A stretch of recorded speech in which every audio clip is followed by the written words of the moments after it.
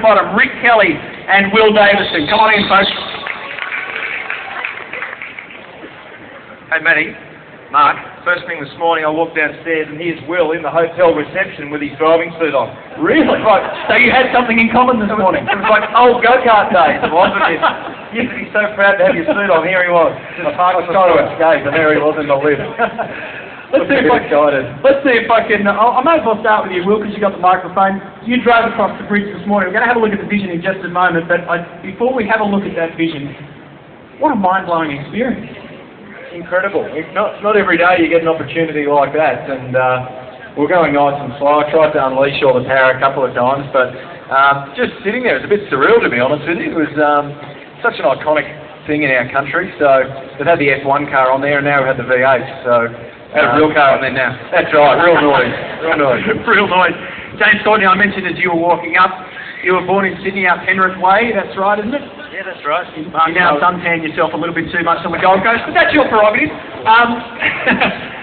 A December race around the streets of Homebush Bay. We've talked about it for so long. Now we can see it, now we've got sponsorship, now everyone can buy a ticket. When's it going to hit you that you'll be racing around there? I was just talking to Mark before and we were saying that we're the only true Westies here, so we're ready to rip it up for the western suburbs at Homebush. But it's going to be a really tough weekend for us. It's going to be really hot being summer in December. But everyone's going to have race fitness, so it's going to be an awesome event. Rico, do you got 2 seconds? I'm right. Rick's obviously this year, new teams and lots of work going into how you're going now, but by the end of the year the cars should be fantastic. You're looking forward to a new challenge, new street circuit?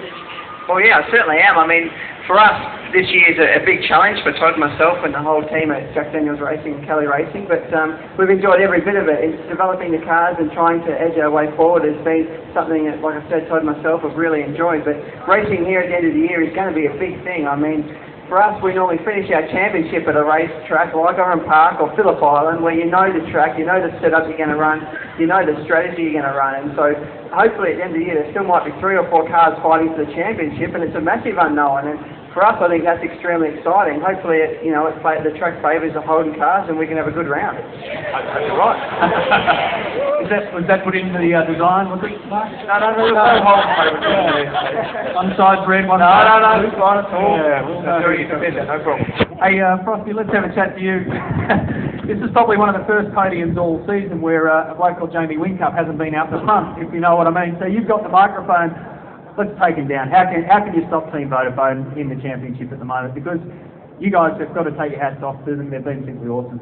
Yeah, they have been, but it's nice actually, having us different guys up here. But I reckon the hometown support's going to get at least James and I on the podium, and whoever can fight over the rest can sort themselves out. But they've had a great year so far. We're not forgetting they've only had 3 rounds of the year. It's a long way to go, and this Sydney race is in December, so it's a long way away, and a lot can happen between now and December. So we'll make sure that we can prepare the cars better and make sure that when we do come to Sydney, it's for the championship title, not for just one race. So long way to go, and hopefully we can develop some faster bits. And Frosty, I mean, the format's been the same as Clipsal. We know how hard it is at the start of the year there where it's hot. This will be really tough. I mean, the guys have already referred to it. It's a cracker way to finish the year. Yeah, it's great that they've put 2 250-kilometre races in, and this place in summer. I know what it's like out in Burnside where I grew up. In summer, you need the aircon burning as hard as it can go, and in those cars it's 25 degrees plus hotter than outside. So chuck that in a 40-degree day potentially, it can be up to 65, 70 degrees. So it's going to be tough, and it's hard to keep your fitness there all year as well. So it's going to be a battle of the toughest, and hopefully you are fit enough to cope the conditions. All right, Mark, so you were part of the crew that drove across the bridge this morning. I might get Will to grab the microphone while we have a look at the vision of the V8 Supercars making a historic trip across the Sydney Harbour Bridge this morning, and they were escorted by a bloke who was driving a Nissan, Mark Skate. Yeah, I was going very steady, mate, to see how slow I was there.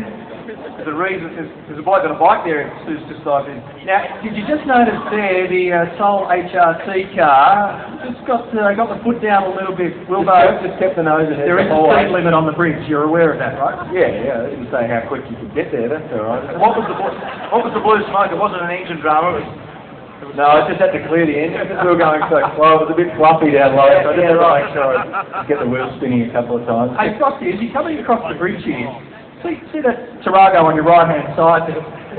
Did that guy just all of a sudden look out and go, what are you doing here, mate? The guy in the truck that's just about to go past me stopped and gave me a good stare. But the thing I loved was when we went through the toll gate, the camera went off.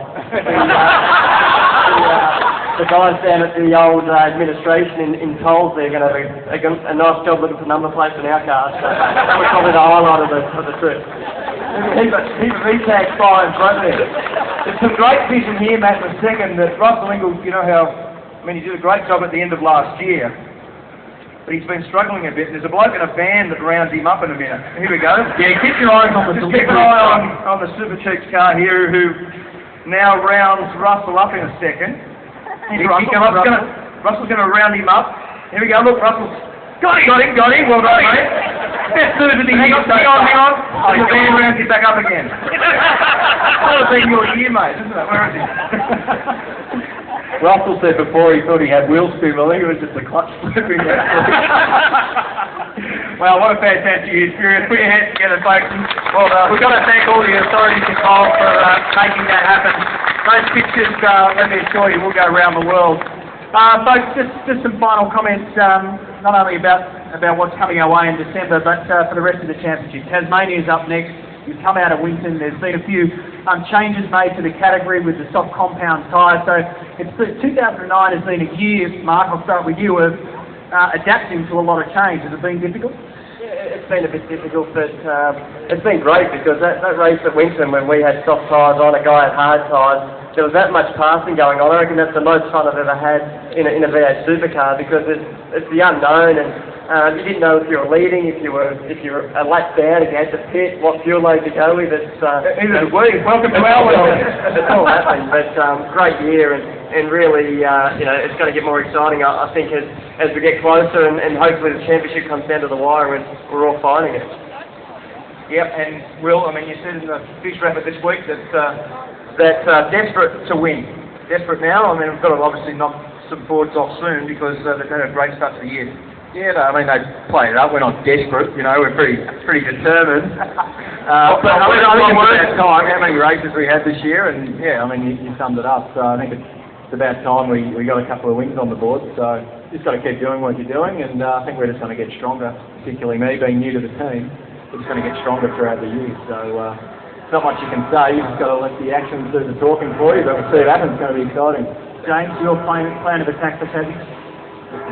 Just that, to attack. We've got the Triple 8 cars, as I always do. I don't hold back.